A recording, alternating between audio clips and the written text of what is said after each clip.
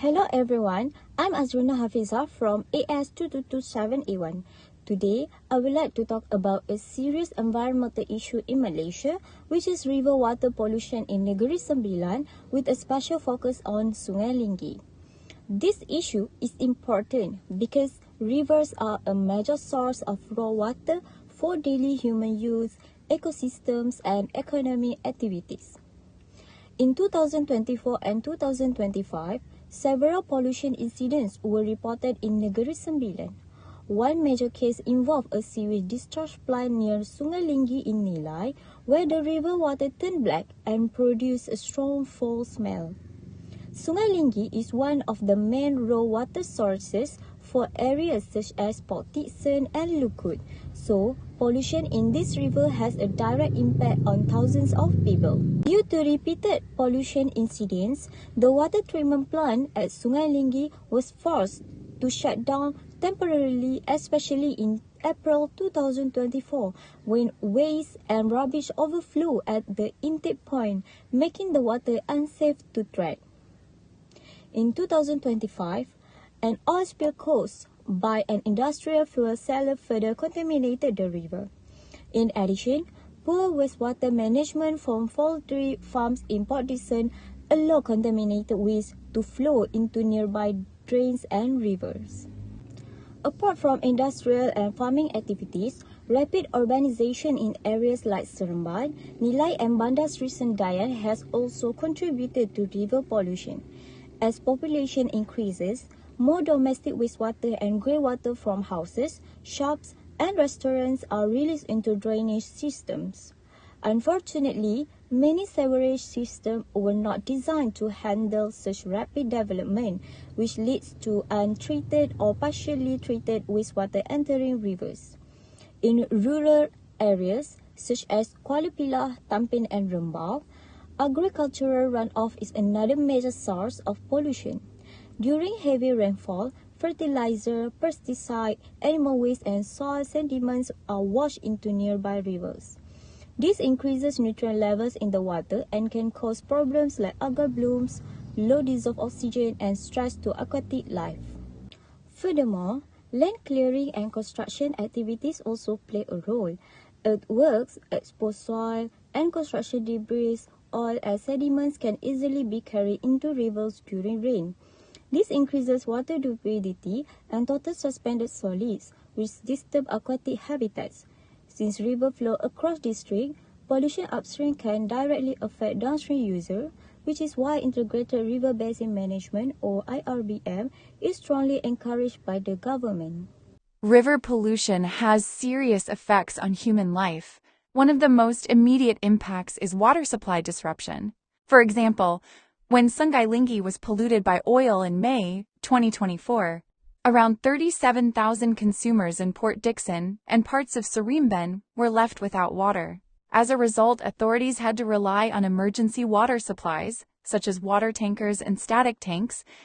This situation is inconvenient and unreliable, especially for families, schools, and businesses. There are also health risks because polluted raw water may contain oil residues, chemicals, sewage, and harmful microorganisms. If these contaminants are not fully removed, people may be exposed to pathogens and toxic substances. Repeated pollution incidents also cause stress and loss of trust in authorities. People begin to worry about the safety and reliability of their water supply. Daily activities like bathing, cooking, and cleaning become difficult, especially for vulnerable groups such as children and the elderly. River pollution also affects tourism and the local economy. Dirty water and bad odors discourage activities like fishing, picnics, and ecotourism, which reduces income for local communities. Additionally, pollution increases social inequality. Wealthier families can afford bottled water, water filters, and storage tanks, while low-income families suffer more from frequent water disruptions. Small businesses such as food stalls, restaurants, and car wash services also face financial losses due to unstable water supply. Finally, education and public services are affected. Schools need clean water for sanitation, while hospitals depend heavily on water for medical procedures and hygiene. When water supply is disrupted, service quality is reduced. River pollution also causes serious environmental damage. Pollutants such as oil, sewage, and industrial waste reduce dissolved oxygen and alter water chemistry, making rivers unsuitable for aquatic life. Key indicators like BOD, cod, suspended solids, oil, and grease show river degradation.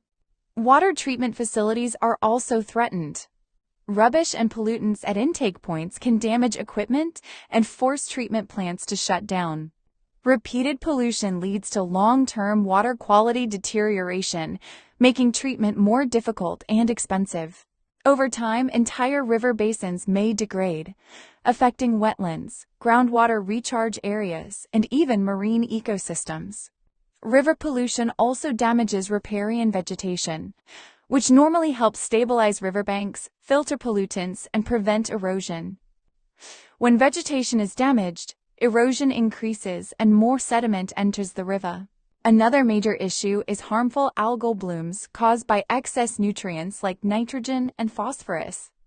These blooms reduce oxygen levels and create dead zones where aquatic life cannot survive. Pollution also contaminates river sediments, where heavy metals and oil residues accumulate.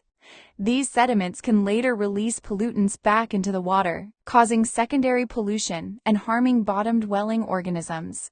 As a result, rivers lose their ability to provide ecosystem services such as natural water purification, flood control, fisheries, and recreation. Sudden pollution incidents may also cause mass fish deaths and disrupt the aquatic food chain. From the government's role, several actions have been taken. Special committees have been established to monitor and control river pollution, especially in major rivers like Sungai Linggi. Infrastructure projects such as the Sungai Linggi Water Reservoir are planned to ensure water security. Environmental agencies conduct regular monitoring, while awareness campaigns like Hari Kelesterian, Alam Negeri Sembilan encourage public responsibility. River restoration programs, buffer zones, real-time monitoring stations, stricter law enforcement, heavier penalties, and mandatory pollution prevention plans for industries are also important measures. Cooperation between state governments is essential because rivers cross administrative boundaries. Students also play an important role. They can raise awareness through education, social media, and community projects. Students can volunteer to monitor water quality, report pollution, join river cleanups, and conduct research on pollution trends. Digital platforms can help share accurate environmental information, while student innovations such as developing eco-friendly absorbents from agricultural waste. This can support pollution control. Participating in public forums and forming environmental clubs helps create long-term environmental leadership. In conclusion, river water pollution in Negeri Sembilan, especially in Sungai Linggi, is a serious issue that affects both human well-being and environmental sustainability. It causes water supply disruptions, health risks, economic losses, and long-term ecosystem damage. Although the government has taken important steps, solving this problem requires a holistic and integrated approach involving policy enforcement, scientific monitoring, environmental education, and strong community participation. By working together, which is government, industries, students, and communities, we can protect our rivers, ensure safe water supply, and create a more sustainable future for Negeri Sembilan. That's all from me. Thank you for your attention.